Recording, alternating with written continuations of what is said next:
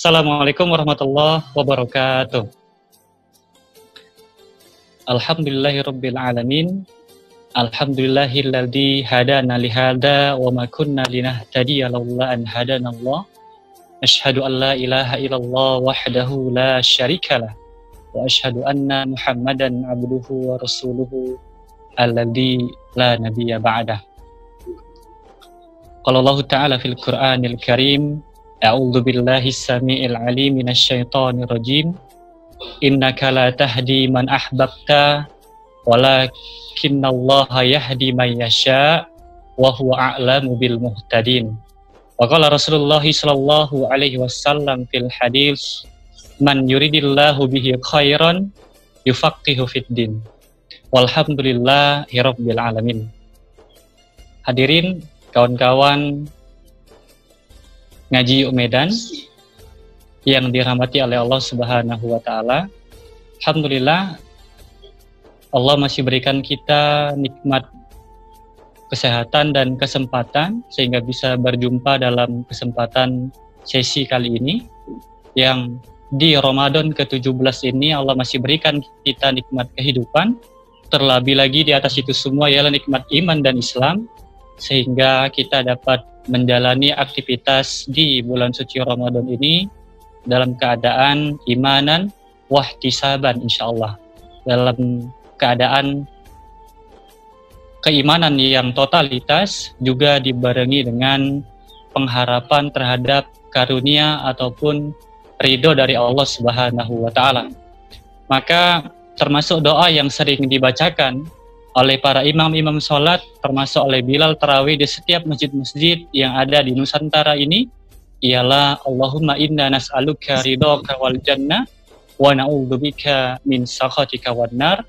Duhai Allah, duhai Rabb, ridhoilah kami untuk mendapatkan surgamu dan jauhkanlah kami dari siksa api nerakamu. Kita tahu hadirin sekalian bahwa Ramadan adalah kesempatan yang Allah hadirkan kepada kita, yang beribadah di bulan ini Allah lipat gandakan sama dengan 83 tahun, yang artinya semua aktivitas kita di bulan suci Ramadan ini semuanya berisi dengan kelipat gandaan. Kepada Rasulullah kita bersolawat kepadanya, Allahumma sholli ala Muhammad wa ala ali Muhammad. Semoga dengan banyak bersolawat kepadanya, berusaha mengittiba sunnah-sunnahnya, mengikuti jejak kehidupannya kelak di yaumul mahsyar, atas izin dan ridha Allah kita menjadi umatnya Rasulullah yang mendapatkan syafaatnya. Amin ya rabbal alamin. Kawan-kawan pemirsa Ngaji Yuk Medan, kepada saya diamanahkan untuk sharing atau berbagi seputar mengejar hidayah. Ya, kalau kita bicara hidayah, para ulama sepakat dalam pembagian hidayah, ada yang membagi menjadi 2 bagian, ada juga yang membaginya menjadi 3. Jadi hidayah sebagaimana yang hari ini umum berlaku di masyarakat, ternyata tidak hanya satu saja definisinya, tapi ada beberapa bagian-bagian. Adapun saya ingin membagikan kepada teman-teman hidayah yang dibagi menjadi 3 bagian. Yang pertama, hidayah al-khalqi. Hidayah ini Allah berikan enggak hanya kepada kaum muslimin atau orang-orang yang mentauhidkan Allah Subhanahu wa taala, melainkan Allah karuniakan Allah berikan kepada seluruh makhluk yang Allah ciptakan di atas muka bumi ini. Mereka kemudian Allah berikan akal untuk berpikir, untuk dapat bisa membedakan mana sesuatu yang baik dan mana yang buruk, apa-apa yang harus mereka kerjakan dan apa-apa yang harus mereka hindari. Ini hidayah yang pertama. Kemudian hidayah yang kedua kita kenal dengan hidayah al-irsyad wal bayan. Hidayah ini berlaku dan muncul sejak Al-Quranul Karim Allah turunkan di muka bumi beserta diutusnya Nabi Muhammad Sallallahu Alaihi Wasallam sebagai khataman nabiyyin, sebagai penutup para nabi, sebagai pembawa risalah untuk umatnya yang sejagat dan berlaku hingga hari kiamat. Ini kita kenal dengan hidayah irsyad wal bayan. Maka kalau misalnya seseorang sudah mengaku dirinya sebagai seorang muslim, mengaku dirinya sebagai orang yang bertauhid, beriman kepada Allah Subhanahu wa taala, maka sudah seharusnya mereka paham dan mengetahui adanya hidayah al-irsyad wal bayan ini. Kenapa? Karena hidayah ini berarti hidayah mempercayai Al-Quran itu Allah yang turunkan dan Muhammad adalah utusan dari Allah Subhanahu wa taala. Yang terakhir, yang ketiga, ialah hidayah taufik. Nah, jadi kalau hidayah al-irsyad wal bayan ini pasti dimiliki atau didapati oleh seluruh kaum muslimin, kecuali orang-orang yang sebagian yang mereka liberal. Kok liberal ini kan mereka hanya mempercayai Al-Quran, mereka kemudian tidak percaya dengan hadis. Kata mereka, hadis itu banyak yang palsu, hadis itu banyak kemudian dikarang-karang oleh para ulama. Ini orang-orang liberal yang mereka beriman kepada Allah, tapi mereka banyak mengingkari ajaran dari Rasulullah Shallallahu Alaihi Wasallam. Nah, jadi hidayah al-irsyad wal bayan ini berlaku dan semuanya kaum muslimin mendapatkannya. Adapun hidayah yang ketiga ialah hidayah taufik. Nah, hidayah taufik ini tidak semua orang bisa mendapatkannya. Kenapa? Karena makna dari hidayah taufik ialah kemudahan yang Allah langsung berikan kepada setiap kaum muslimin untuk menggerakkan hatinya mau mengerjakan sebuah amalan-amalan kebaikan. Misal, Allah Subhanahu wa taala telah wajibkan seluruh orang-orang mukmin untuk berpuasa di bulan suci Ramadan sebagaimana termaktub dalam Al-Qur'an surah 2 Al-Baqarah ayat 183 yang sering kita dengar, ya ayyuhalladzina amanu kutiba alaikumusiyam. Ini sudah jelas, perintahnya sangat qat'i, sangat jelas dalilnya bahwasannya Allah wajibkan orang-orang beriman untuk berpuasa. Nah, kemudian dalam implementasinya, dalam pelaksanaannya ternyata masih banyak kita temui ada kaum muslimin yang mereka secara KTP-nya Islam, mereka tidak menjalankan puasa di siang hari bulan Ramadan. Ada yang mereka istilahnya kita kenal dengan budim, buka puasa diam-diam. Bahkan ada yang sengaja memperlihatkan bahwasannya dirinya itu nggak puasa. Seolah-olah dia bangga dengan dirinya yang menunjukkan kepada publik, kepada masyarakat bahwa dia sedang dalam kondisi tidak berpuasa. Padahal KTP-nya ialah Islam. Padahal dia adalah seseorang yang beragama Islam. Nah, orang seperti ini tidak mendapatkan hidayah taufik tadi. Kemudian contoh lain misalnya, bahwa Allah Subhanahu wa taala melalui Rasulullah itu menjelaskan banyak keutamaan-keutamaan ketika sholat tarawih misalnya, atau baca Al-Quran di bulan suci Ramadan. Tapi ada saja kaum muslimin yang tidak mau membaca Al-Quran. Jangankan membaca, mereka menyentuh saja, itu pun tidak mau kan gitu. Nah, mereka kita katakan tidak mendapatkan hidayah taufik dari Allah Subhanahu wa taala, yaitu hidayah berupa kemudahan, yaitu Allah mengizinkan seseorang untuk mudah mengerjakan kebaikan dan kebaikan. Makanya Rasulullah juga bersabda dalam hadis riwayat Bukhari Muslim, man yuridillahu bihi khairan yufaqihu fiddin. Barang siapa yang Allah kehendaki dirinya untuk diliputi dalam kebaikan dan kebaikan, yufaqihu fiddin. Pasti Allah pahamkan dirinya tentang perkara din ini, tentang perkara agama ini. Ini sebagai mukadimah pengantar tentang hidayah. Jadi saya ulangi, tadi hidayah yang pertama yaitu hidayah al-khalqi. Ini hidayah yang berlaku untuk semua manusia, mau yang dia yang beriman maupun yang kafir. Yang kedua, hidayah al-irsyad wal bayan. Ini untuk seluruh kaum muslimin. Kemudian yang ketiga, hidayah taufik untuk orang yang beriman, orang yang mengerjakan semua yang Allah perintahkan dan berusaha menjauhi apa-apa yang Allah larang. Nah, baik. Kemudian kepada saya diminta untuk berbagi pengalaman mengejar hidayah atau mendapatkan hidayah al-irsyad wal bayan, yaitu hidayah memeluk agama Islam. Kawan-kawan sekalian, seperti ya di flyer yang tersebar, bahwasannya nama saya itu Liu Fuqian. Liu itu marga kami, suku Chinese, etnis Chinese. Adapun Fuqian ini merupakan namanya. Jadi Fuqian itu Fu artinya rezeki, Tian artinya langit. Fuqian maknanya rezeki dari langit. Rizku min sama, kira-kira gitu. Nah, adapun nama pribumi saya atau nama Indonesianya itu Andi Baso Aryaji, atau kemudian nama pena saya, nama sosmed, nama Instagram itu Ko Abbas. Ko bahasa Hokkien, suku di Chinese, Ko itu artinya abang, disingkat Ko kan gitu. Abbas singkatan Andi Baso sebenarnya. Saya belum pede menggunakan nama Fuqian di akun sosial media saya. Kenapa? Karena muka saya nggak ada Cina-Cina ya kata orang-orang kan gitu. Dulu waktu saya kuliah, kami ditanya sama dosen, apa suku kalian masing-masing. Saya kemudian jelaskan dengan dosen, Pak dosen, saya suku Cina kan gitu. Dosen saya ketawa. Dia nggak percaya, kenapa? Karena mukanya itu udah hilang kultur Cinanya kan gitu. Kekhasan Cinanya nggak nampak lagi.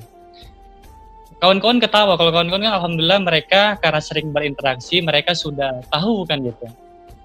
Nah, kenapa nggak nampak Cinanya, teman-teman sekalian? Karena memang saya blasteran.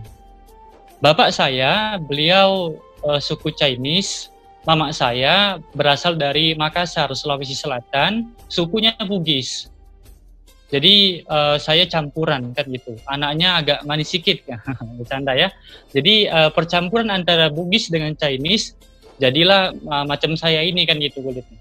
Kemudian dulu waktu SD itu memang saya putih, jadi Cinanya masih nampak.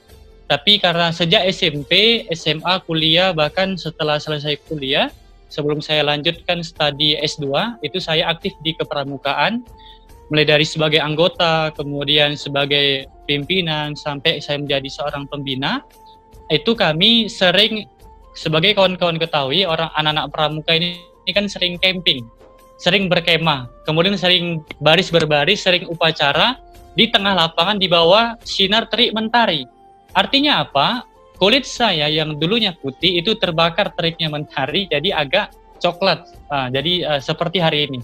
Kemudian kawan-kawan sekalian, termasuk faktor lingkungan. Alhamdulillah sejak SMP saya sudah sering melibatkan diri bergaul dengan teman-teman yang muslim. Sehingga pengaruh juga kepada wajah saya agar sesuai lah dengan etnis orang-orang yang muslim yang umumnya Jawa, Melayu, kemudian suku-suku yang lainnya kan gitu. Jadi beda dengan Ustadz Felix Xiao teman-teman sekalian. Kalau Ustadz Felix Xiao itu ayah dan bundanya dua-duanya memang orang yang sukunya Chinese. Makanya beliau matanya pun cipit, kulitnya pun sangat putih. Jadi beliau tidak blasteran, bukan hasil dari persilangan suku kan gitu. Nah, itu tentang sedikit perkenalan nama saya kan gitu. Teman-teman sekalian, saya merupakan anak ketiga dari 4 bersaudara yang sampai hari ini kami alhamdulillah orang tua saya dua-duanya masih ada yang muslim sampai hari ini. Kondisinya gini, yang dulu yang agama Buddha itu dan sampai sekarang masih agama Buddha itu ayah saya. Adapun ibunda saya, alhamdulillah beliau dari dari kecil-kecil kemudian sampai sekarang beliau masih beragama Islam. Beliau sebagai seorang muslimah, tidak pernah sekalipun ibunda saya beliau murtad, beliau keluar dari agamanya.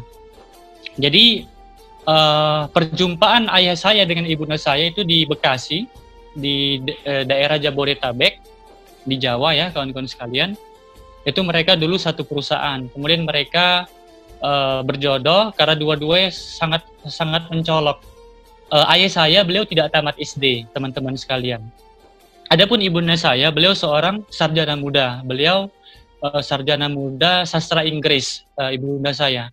Jadi di perusahaan itu ibunda saya sebagai seorang personalia dan ayah saya walaupun tak tamat SD tapi dia punya keahlian, beliau mampu mengoperasikan mesin di perusahaan itu, sehingga beliau dipandang dan dinilai kinerjanya baik, punya etos kerja yang baik oleh manajer ataupun direktur di perusahaan itu. Jadi dua-duanya masing-masing mereka ini mencolok. Kemudian ada benih cinta muncul di situ dan mereka nikah, dan nikahnya itu sah secara negara dan sah secara agama. Ayah saya yang dulunya agama Buddha convert, kemudian ia masuk Islam, menikah dengan ibunda saya. Mereka kemudian lahir anak pertama kakak saya itu di daerah Bekasi. Kemudian seiring berjalannya waktu karena faktor ekonomi dan finansial keuangan, mereka kemudian hijrah dari Bekasi menuju ke Batam. Dari Batam karena faktor ekonomi juga, kemudian mereka hijrah lagi ke kampung halaman ayah saya, yaitu di Tanjung Morawa, tepatnya Kelurahan Pekan, Tanjung Morawa, Gang Pekong namanya. Jadi teman-teman sekalian, KTP saya sampai hari ini itu alamatnya di Gang Pekong. Namanya aja sudah Gang Pekong. Teman-teman saya kira sudah paham kalau yang namanya Pekong ini artinya tempat beribadah atau sarana beribadahnya orang-orang yang beragama Buddha, termasuk Konghucu juga seperti itu. Jadi hijrah ke kampung halaman, di kampung halaman ayah saya di Gang Pekong, yang di situ 99,8% mayoritas mereka adalah suku Chinese yang mereka semuanya beragama Buddha, hanya beberapa yang beragama Nasrani, dan yang beragama Muslim, Islam itu hanya sekitar 3 kepala keluarga kalau saya tidak salah. Salah satunya ialah ada namanya Syahbuddin. Nah, ini ketua pemuda Pancasila Tanjung Morawa, istrinya yang beliau tinggal di Gang Pekong itu bersama dengan keluarganya. Nah, kemudian ada pun keluarga kami, teman-teman sekalian, itu kami nempati sebuah rumah yang rumah ini merupakan warisan dari orang tua ayah saya yang saya akrab panggil beliau papa. Jadi kami tinggal di rumah warisan orang tua. Ayah saya, beliau 6 bersaudara, beliau adalah anak nomor 5. Beliau punya adik perempuan 1, yang laki-laki beliau paling kecil. Nah, karena semuanya sudah punya rumah masing-masing, maka yang menempati rumah warisan dari kakek dan nenek saya, dari bapak, itu adalah bapak saya, papa saya. Nah, kami tinggal di rumah situ.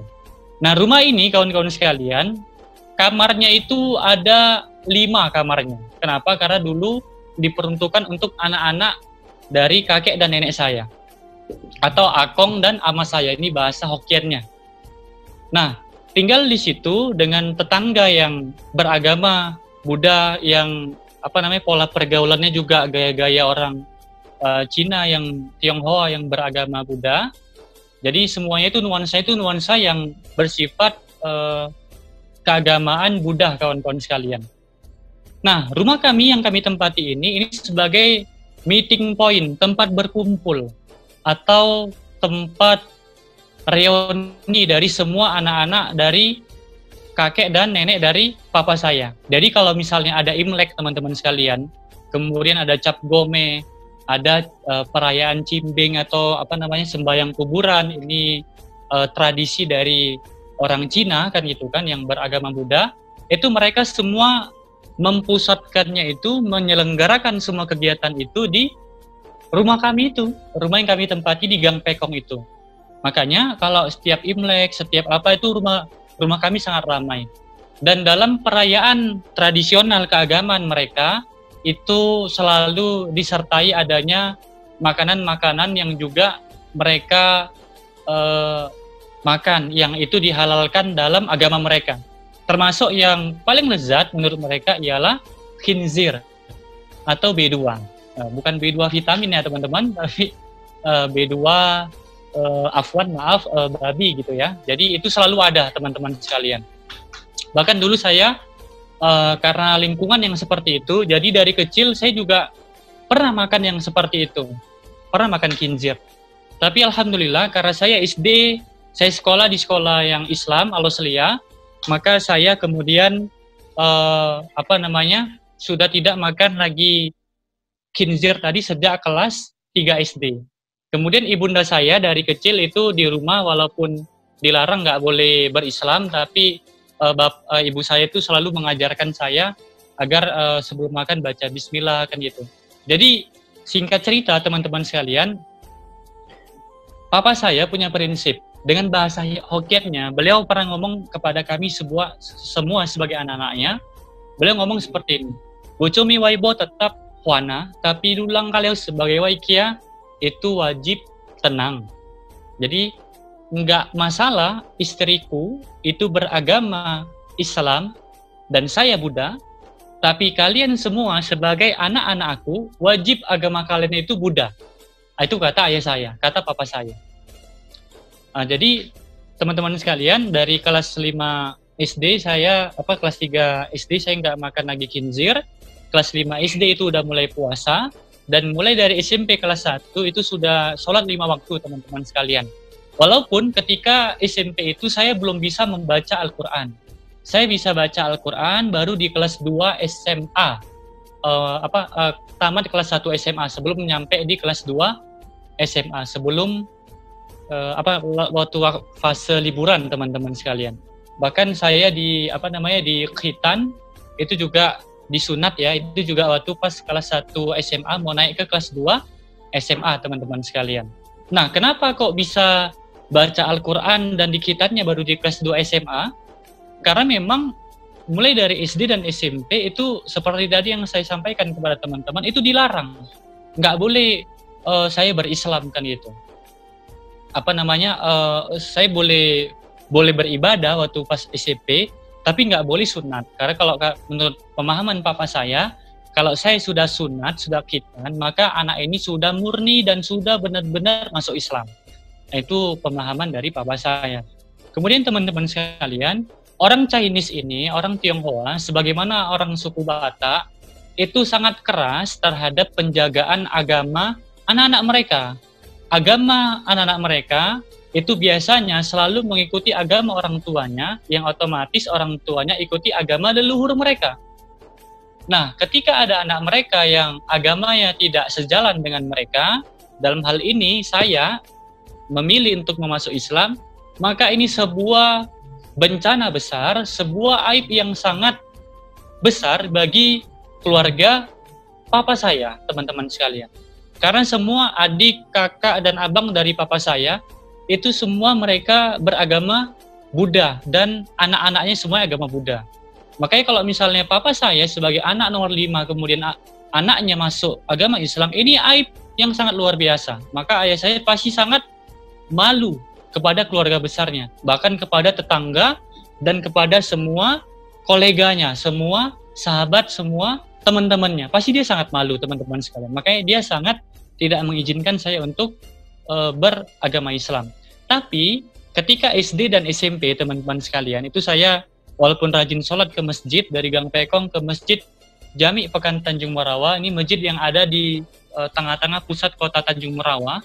Teman-teman kalau main-main ke Tanjung Merawa, nanti ada jumpa tugu fenomenal, itu nggak jauh dari situ masjidnya. Nah, jadi waktu SD dan SMP, ayah saya tidak melarang saya untuk berangkat ke masjid. Kenapa? Karena menurut ayah saya, dia melihat saya masih sholatnya itu ikut-ikutan. Karena dipandang dia masih anak kecil kan gitu. Jadi waktu masih SMP itu dipandang beliau, saya masih seorang yang anak kecil dan beragama, beribadah masih ikut-ikutan. Itu pendapat ayah saya, teman-teman sekalian. Nah, kemudian ternyata ketika saya SMA, malah saya nggak hanya sekedar aktif beribadah, teman-teman, tapi saya aktif dalam kegiatan dakwah. Saya aktif kegiatan remaja masjid, saya aktif memakmurkan masjid. Dan ini, berita ini, teman-teman sekalian, sampai kepada sahabat-sahabat atau teman-temannya papa saya, yang otomatis sampai ke telinga dia, dan dia mulai malu pada saat itu. Ya, dan pada saat itu kemudian dia mulai mengancam. Dia bilang kepada saya, Tien, kalau papa khat yuk lu sholat, gimana pun itu bapak silu. Tien, kalau bapak lihat kau sholat, dimanapun itu bapak bunuh kau, kan itu. Teman-teman sekalian, bapak saya ini modelnya ringan tangan. Maaf, ini bukan buka aib. Maksudnya ini sebagai motivasi lah untuk teman-teman semuanya, termasuk saya sendiri kan gitu. Jadi kalau misalnya beliau sudah marah, itu kursi yang kakinya 4 itu berubah jadi 3 kan gitu. Saking beliau kejam terhadap anak-anaknya. Jadi ketika ada nada ancaman dari ayah saya yang seperti itu, maka bisa jadi ini beneran teman-teman sekalian. Maka pada saat itu saya sholatnya diam-diam teman-teman. Jadi setengah jam sebelum azan berkumandang, saya sudah langsung jalan kaki ke masjid. Supaya apa? Nggak ketara kalau saya mau sholat ke masjid kan gitu. Kemudian habis sholat, saya nggak langsung pulang ke rumah. Karena kadang-kadang saya pulang ke rumah masih ada bekas wudhu, ditengok rambut saya basah, ketahuan pasti saya sedang sholat. Otomatis maka saya akan dimarah oleh dia kan gitu, ayah saya, papa saya, bahkan bisa jadi saya akan dipukul teman-teman sekalian. Maka saya sangat hati-hati curi-curi. Termasuk di rumah kami memakan sahur kawan-kawan sekalian, itu sangat berat sekali. Karena papa saya dia modelnya kayak burung hantu. Burung hantu kalau malam itu dia matanya terjaga, dia melek, kalau pagi sampai siang dia tidur kan gitu. Sementara kita sahur itu mau subuh teman-teman sekalian, dan ini kalau jam Indonesia masih malam, beliau belum tidur. Makanya beliau membangunkan kami anak-anaknya, dulu adik saya masih mau puasa, itu sangat hati-hati. Jadi pintu kamar saya diketok pelan-pelan, kemudian makanan diantar ke dalam kamar, saya makan sahur dalam kamar, dalam kondisi lampu dimatikan dan makannya dengan tangan langsung kawan-kawan sekalian. Nggak pakai sendok, kalau pakai sendok ketahuan bunyi kan gitu. Jadi sangat sulit untuk mau puasa teman-teman sekalian. Singkat cerita teman-teman, ini sudah mau buka puasa saya kira kan gitu. Singkat cerita, di tengah sulitnya saya beribadah, mau puasa, mau sholat, penuh dengan tekanan, penuh dengan ancaman dan gangguan. Pada saat itu saya sudah tamat kelas 3 SMA teman-teman sekalian. Habis ujian nasional. Ayah saya menjanjikan akan mengkuliahkan saya, melanjutkan saya kuliah S1 pada saat itu. Tapi syaratnya saya nggak boleh sholat. Itu syaratnya teman-teman sekalian. Nah, pada saat itu ayah saya, ibu saya sedang berada di Jakarta. Itu sekitar tahun 2013 atau sekira 7 tahun yang lalu. Tahun 2012, 8 tahun yang lalu. Jadi saya sholat di masjid, habis sholat saya buka HP saya, ada puluhan panggilan tidak terjawab dari ayah saya. Kemudian saya langsung lari keluar dari masjid, ingin menjumpai ayah saya di rumah. Ternyata teman-teman sekalian, ketika saya keluar dari masjid, begitu keluar gerbang saya hadap ke kanan, ayah saya sudah nunggu di depan. Dari jauh dia sudah, matanya bahasa anak Medan sudah bereng kan gitu. Sudah melototi saya kan itu. Holu ya, kilu. Bagus kau ya, naik kau. Dengan bahasa Hokiannya. Naik di atas sepeda motor kereta. Dalam perjalanan dari depan Masjid Jami sampai ke rumah, itu saya dimaki-maki oleh ayah saya. Sampai di rumah, saya kemudian didorong ke dalam rumah. Saya dipukuli teman-teman sekalian. Di smackdown. Kemudian saya coba membela diri. Saya kemudian keluar dari rumah. Saya berhasil keluar dari rumah. Sampai depan rumah saya teriak. Histeris. Semua tetangga yang Cina-Cina itu mengurumuni kami semuanya. Saya bilang, Pak, wai salah kami. Salahku apa, Pak? Wampat hauge aku nggak pernah mencuri. Wampat siopa aku tidak pernah berantem. Jangankan yang Pak, suhun pun wampat. Jangankan pakai narkoba, Pak, merokok pun saya nggak pernah. Wai salah kami, Pak. Apa salahku? Saya bilang sama Bapak. Bapak kemudian jawab, Kian lu salah, kok nggak salah? Hanya lu sholat. Hanya saja kamu sholat. Ternyata sholat dianggap sebagai sesuatu yang sangat fatal, teman-teman sekalian. Nah, kemudian saya diasingkan oleh tetangga saya. Ada namanya Ai Pohong di depan rumah saya. Beliau ini seorang yang beragama Buddha dan beliau pengurus vihara, istilah kita BKV, Badan Kenajiran Vihara. Jadi beliau kemudian melindungi saya. Ketika tangan saya kena ke bibir saya, teman-teman sekalian, ternyata tangan saya sudah berlumuran darah. Artinya ketika saya dipukul oleh ayah dalam rumah, tanpa terasa, saking sakitnya, itu bibir saya pecah-pecah teman-teman sekalian. Darah menetes.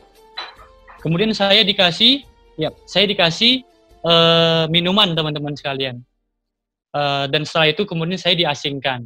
Jadi ceritanya seperti itu. Jadi penuh pengorbanan, penuh perjuangan dalam mempertahankan Islam ini.